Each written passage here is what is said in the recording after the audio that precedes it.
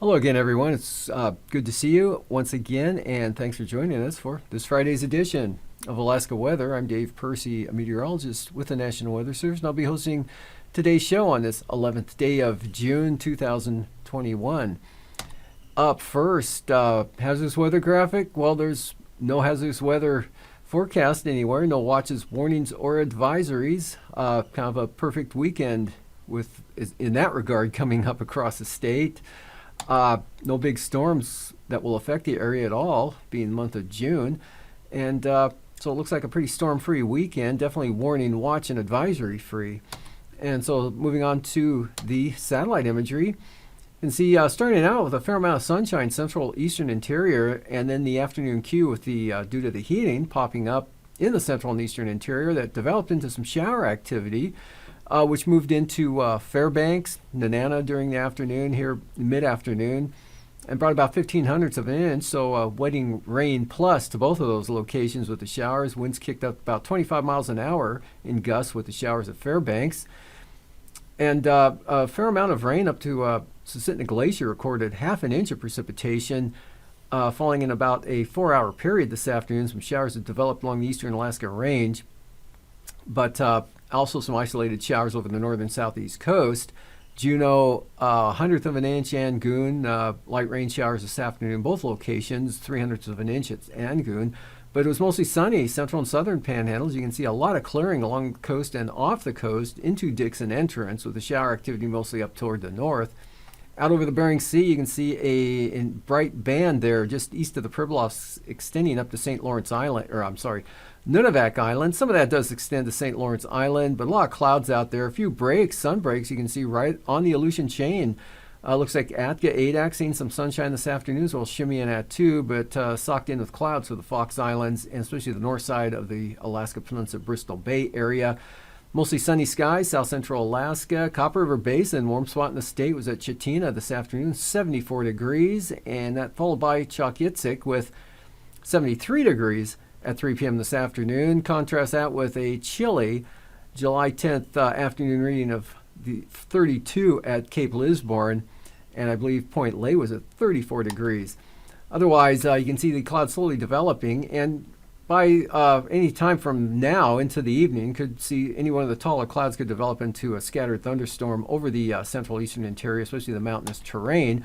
Otherwise, a lot of clouds and best chance of showers over the western interior areas on out to the coast. Low clouds, fog, and areas of light rain, fog and drizzle there. Eastern Bering Sea as well, extending into tonight. But today, there's a weak low out there associated with that trough, bringing the moisture into the southwest coast. Another trough, actually kind of trough action kicking off the showers over interior Alaska. And then those isolated showers kind of just lost there over the panhandle with all the clearing there, North Gulf Coast and off the coast into the southern panhandle with almost solid clouds, but not quite, over the Bering Sea up into the Chukchi Sea. And for tonight, we'll see that isolated rain and snow showers, actually scattered rain and snow showers, are possible. Chance, maybe 40 to 50% chance there as an upper level trough kicks northeastward there off the western Arctic coast. And scattered showers of Brooks Range, maybe the north slope, but decreasing showers, central interior, and stays dry. Cook Inlet, North Gulf Coast, Copper River Basin, Prince William Sound, and the central southern panhandle. Risk of a shower continues for the northern panhandle. Stays unsettled and damp. Weak warm front keeps it cloudy, drizzly, and foggy along the southwest coast with periods of light rain.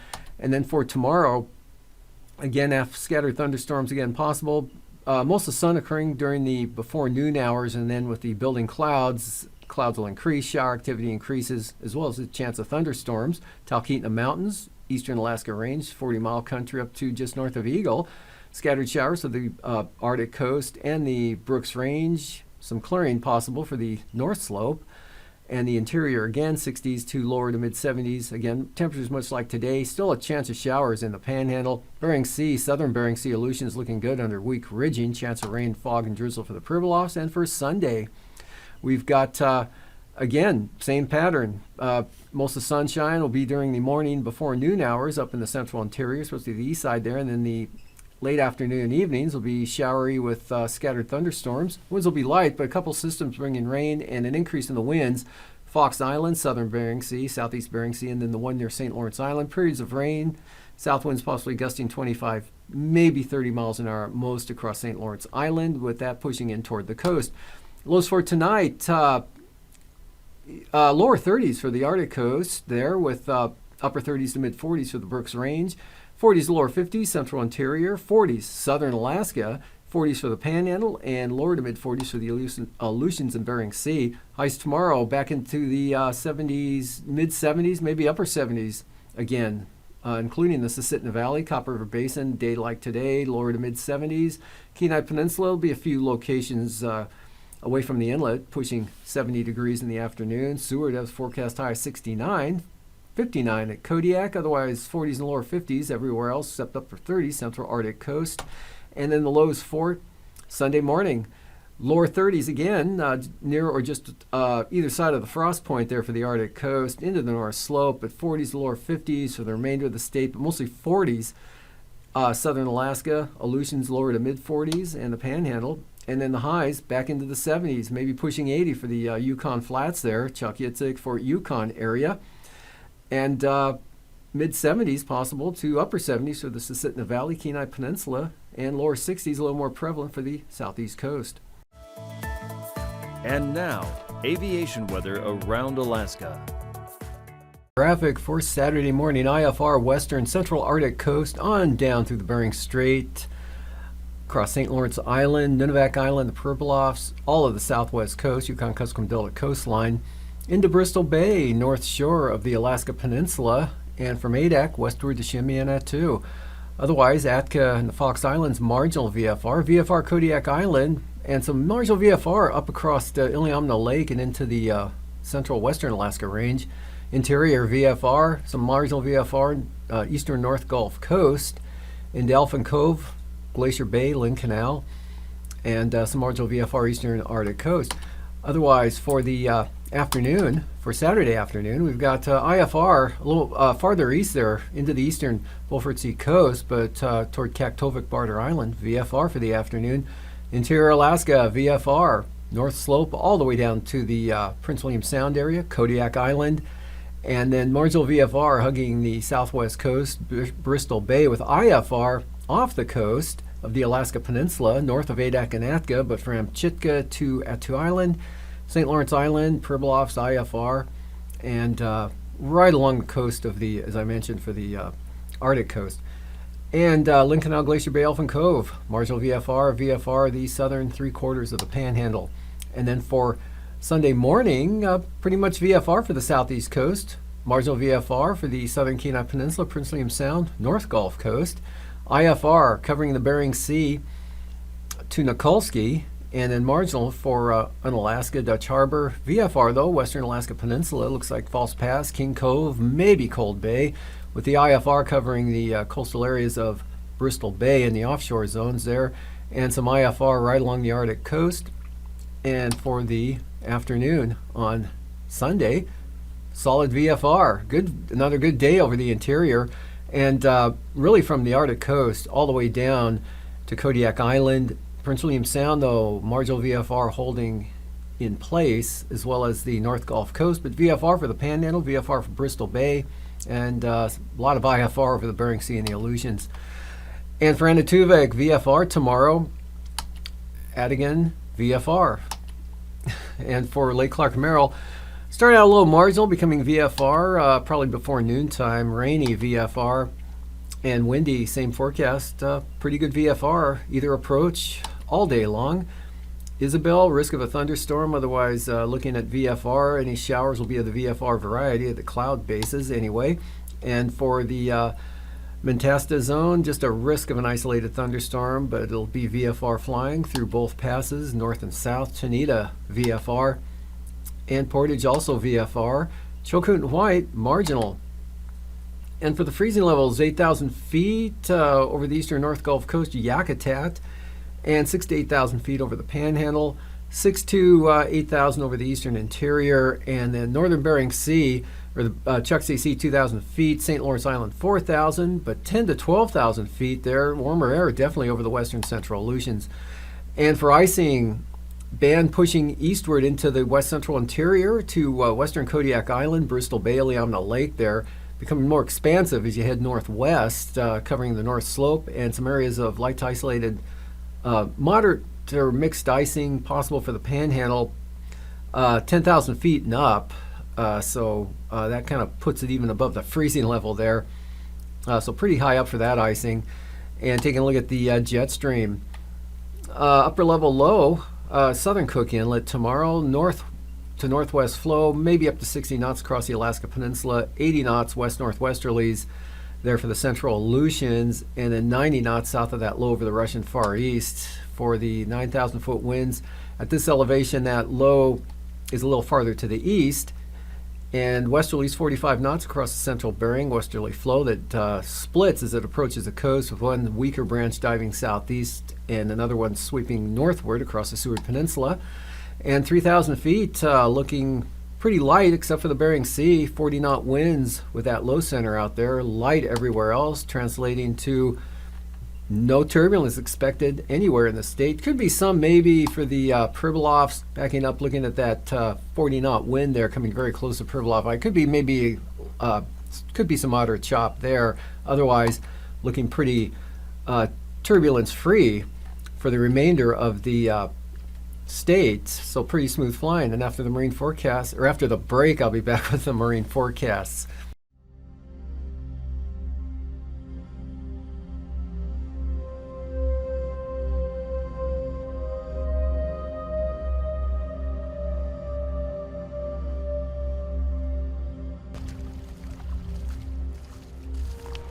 When I first started working here in the early 90s, this is where the glacier was. I mean, where we're walking right now would have been a pile of gravel that had been pushed up by the glacier, and then we would have had 100 to 200 foot high cliffs of ice right here. And as you can see, that's changed quite a bit. And if you look at that in 2 dimensions, you can sort of see the terminus used to be here, now it's back there. That gives you one measure. What that kind of 2-dimensional look doesn't show is how much mass has been lost, that the glacier has just sort of deflated. These 200-foot cliffs of ice have disappeared and pulled back to this gentle sloping glacier you see now. When I was working in Kenai Fjords National Park, I used the topographic maps to navigate where I was, and I realized that the mapping of the glaciers was really off. The glaciers had receded a lot. There were new rivers and lakes that were establishing where the ice used to be or should have been according to the maps. And so then I did a study on this and found out that we had a 5% loss of glacier ice mass in the Kenai Fjords area between 1950 and 1985. Big change. You know, one of the most compelling things we do, though, to document glacier change is simply take photographs. We've had repeat photography projects here at the park. They may not give you the most accurate data in terms of how much mass or real specific measurements, but what they do give you is a visual representation that can't be argued with. I mean, it really requires no interpretation.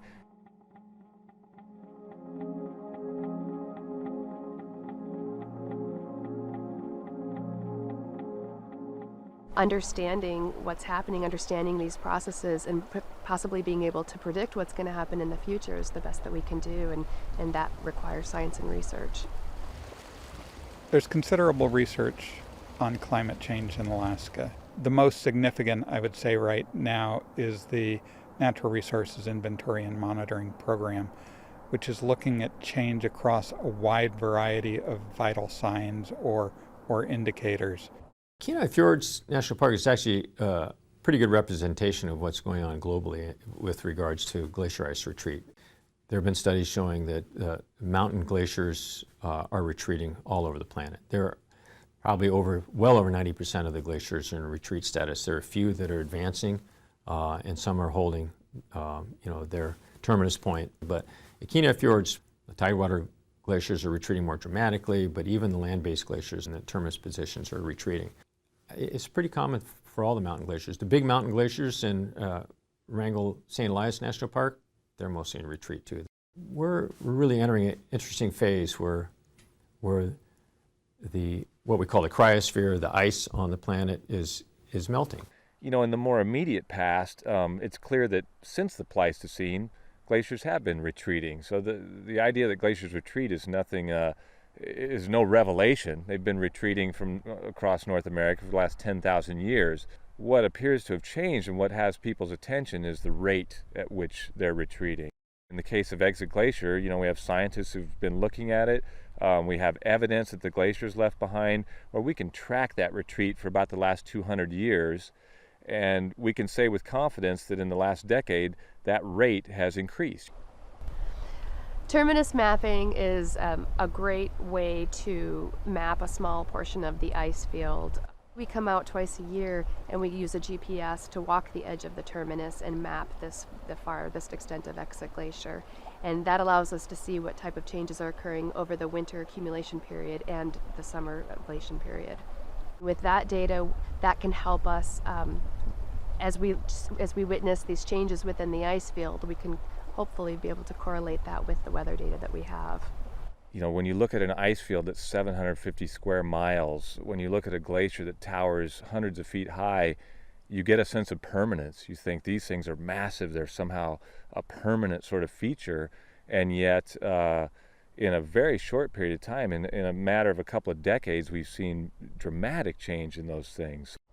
At Exit Glacier, we have a time-lapse camera set up on the glacier that allows us to take a couple photos every single day, and then to put that sequence of photos into a video where we can see changes of the glacier and the vegetation phenology throughout an entire year. Virtually all the glaciers in Alaska are receding. Some glaciers are moving forward. That's not an indication that they're actually growing in size. It's just the rate at which they're slipping down the mountain. In some cases, some of these glaciers are receding back up onto land, and so they're producing less ice. When you change the glacier systems, you're changing habitat for marine mammals and other wildlife. And the populations of harbor seals have dropped dramatically in the fjords. In 1980, shortly after the establishment of the park, in Island Bay, we had maybe 1,500 harbor seals. Nowadays, you know, it's a few hundred. In Arctic environments, much of the sunlight that reaches the Earth bounces back because it hits snow and reflects off into space, or ice on the ocean and reflects off into space. That's the albedo effect. When the snow thaws and instead you have rock or vegetation, or when the ice thaws and you have transparent ocean, the sunlight will convert to other wavelengths. It'll convert essentially to warmth. That does not bounce back into the atmosphere as much. So consequently, you get a warming of the ocean, you get a warming of the ground, you get a thawing of frozen soils or permafrost, you get a more rapid thawing of sea ice. So once the ice and once the snow is off of the surface, the rate of warming increases considerably. If you're driving out to Exit Glacier, you'll actually start to see signs along the side of the road that have dates on them. Visitors sometimes are confused. They think they're elevations or something until they get up to the glacier and realize, oh, those were all date signs along the road that were telling me when the glacier was there. Another thing that's been happening in the Exit Glacier area in recent years is this flooding that comes at a time we're not used to. We're used to having maybe some flooding in the fall when we have a lot of heavy rain. This has suddenly been some flooding that's coming in the middle of the summer, usually not associated with precipitation events. It's associated with warmer weather and melting. When you walk down one of our trails that leads to Exit Glacier, there are a number of ways to get out there, but what used to be the main route is no longer really the main route because of the way the glacier has changed. So this main route to the glacier used to provide dramatic views of the glacier as you walk towards it. In fact, there was a large kiosk built at the end of this trail for people to stop and rest and enjoy the view of the glacier. Now, if they stop and rest at this kiosk, people think, why did the park put a kiosk here? Because it looks out at some shrubs. there's no glacier within view anymore. The way we solve big problems like this is not all at once. There's a thing called the Sokolov's wedges, and you just take a little bite of the pie, one sliver at a time. So we try to do incremental changes. When we talk to people about our concerns about climate change, about the changes that are happening to the glacier, we also want to leave them with some idea of what we're doing to mitigate some of the effects of climate change. For example, here at the park, as we retire vehicles out of our fleet, we try to replace them with electric vehicles or hybrid vehicles.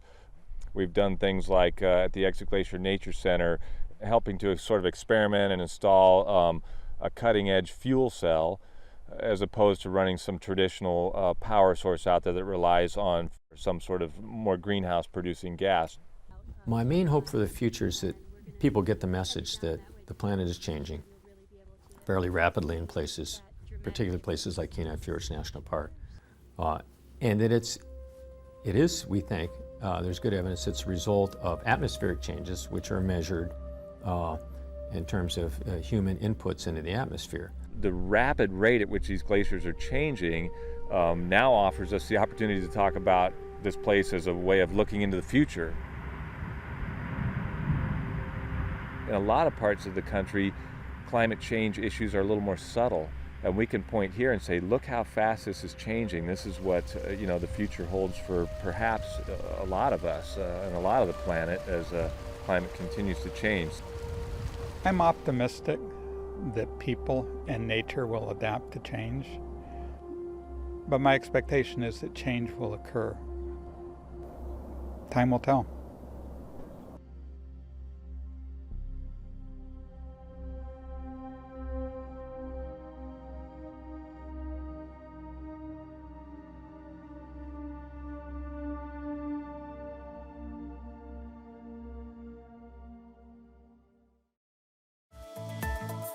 And now, marine weather around Alaska.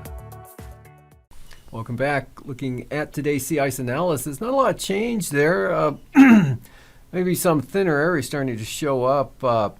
Again, continuing north of the Barrier Islands on the far eastern stretch of the coast offshore, and then a little bit more in toward the central coast, and about the same on the west side in the Chukchi Sea. Still some heavier ice in and around St. Lawrence Island and that narrow strip in Norton Sound, but of course the trend this time of year is for a reduction in ice and not really looking for the winds to be much of a factor shoving it around, so it'll be kind of just a slow dissolve. So moving on to coastal water forecasts, and or actually I forgot, southern or the Bering Sea there, you can get a better shot of what's left around St. Lawrence Island, and that's it south of the strait. And then of course that narrow band in Norton Sound. Now onto the coastal water forecasts. Light winds over the inside water, especially in the north. Stevens Passage, Lynn Canal. Out of the south, 10 knots, seas 2 to 3 feet. Clarence Strait, southeast 15, 3-foot seas.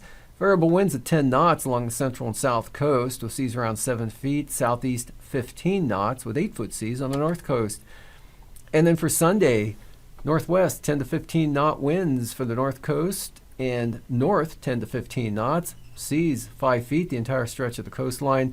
And 15-knot winds out of the north for Lynn Canal, and northwest 15 for the central and southern inner channels with 3-foot seas. Cook Inlet, southwest breeze in the afternoon, 15 knots, 3-foot seas. Small craft advisories for Kamishak Bay, the Barren Islands, and the western North Gulf Coast for west winds at 25 knots with pretty uniform sea heights there at 6 feet. Southwest 15 around Middleton Island and Prince William Sound, light west winds at 15 knots with seas running 2 feet.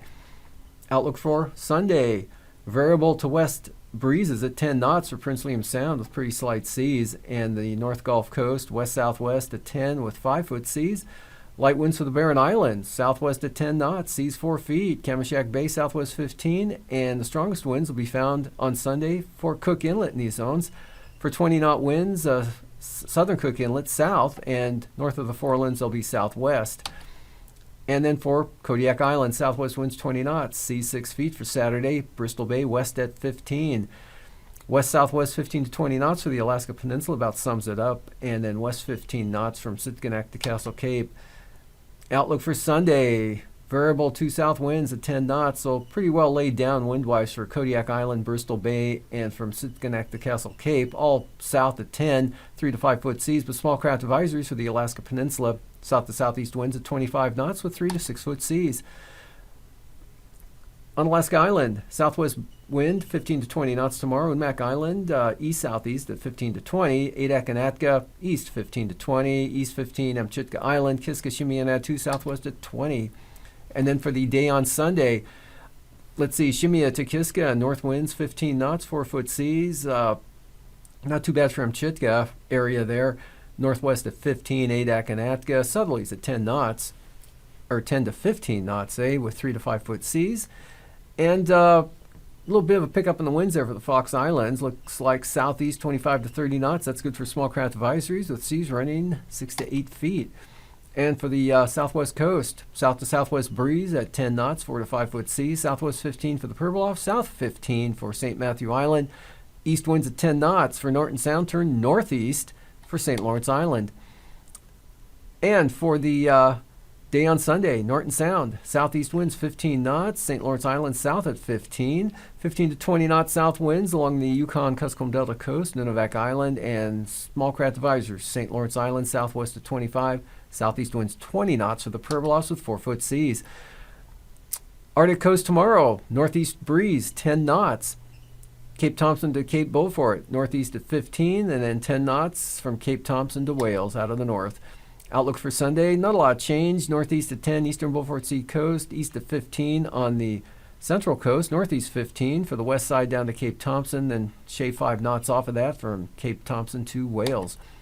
And for tonight, rain or snow showers possible up there, western central Arctic coast for upper level trough kicking off to the northeast there off the coast, and variably cloudy with isolated showers. Best chance of showers there, western interior. Best chance of light rain, fog, and drizzle. That warm front, northern Bering Sea and along the southwest coast into Bristol Bay. Not too shabby for the Aleutians in southern Bering Sea. And the Panhandle, still a risk of a few showers up in the north. Otherwise, should stay nice. Maybe an increase in the clouds there toward Dixon entrance later tonight with that warm front just to the south. These forecasts are for planning purposes only. Call 1-800-WX-BRIEF for a formal pre-flight briefing. Always file a flight plan before you go flying. The U.S. Coast Guard Auxiliary urges you to leave a float plan with a friend or the harbor master before you go boating.